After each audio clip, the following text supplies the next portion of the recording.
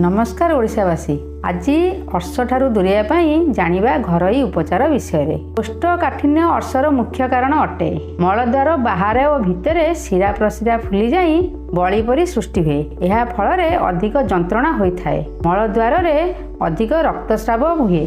मलद्वार जोरे बिंधे, रोगी अस्तव्यस्त हुअन्ति। अर्श बाहरिले खट्टा लंका मसलायुक्त खाद्य खाइबे नहीं। अर्श ठारू दूरेया चलतु जानिबा घरोई उपचार विषय। प्रतिदिन खाद्य सबुज पनीपरिया क्षीर फल सहित कंचा पियाज गोटाए बा दुईटा, कंचा रसुण 4 ରୁ 5 पाखुड़ा खाइबा दरकार। अर्शरू रक्त पड़ुथिले गोटे लेंबू को 2 फाड़ करी ता भितरे बीट लुण देई धीरे धीरे शोषिले अर्शरू रक्त पड़िया भल हेबो। अर्श बड़ी स्थान रे निम तेल लगाइले बड़ी छिंडी पड़िबो।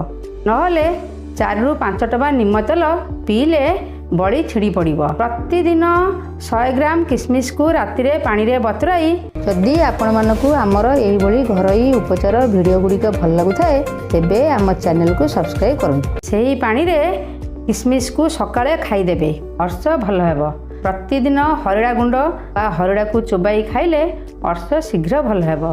राति रे प्रतिदिन अर्श उपरे जड़ा तेल मालिश कले अर्श संपूर्ण भाव भल हुए। नियमित 1 मास पर्यंत 1 चामच अदा रस रे अर्ध चामच पिपली गुंड मिसाई दिन को 2 थर खाइले अर्श भल हुए। 1 चामच मूला रस रे 1 चामच अदा रस सहित गुआ घी मिसाई 15 दिन खाइले अर्श संपूर्ण रूपे भल हेबो। एही भली भाबरे घरोई उपचार कले शीघ्र अर्श ठारू दूरेई पारिबा, देहरु सुस्थ रखि पारिबे।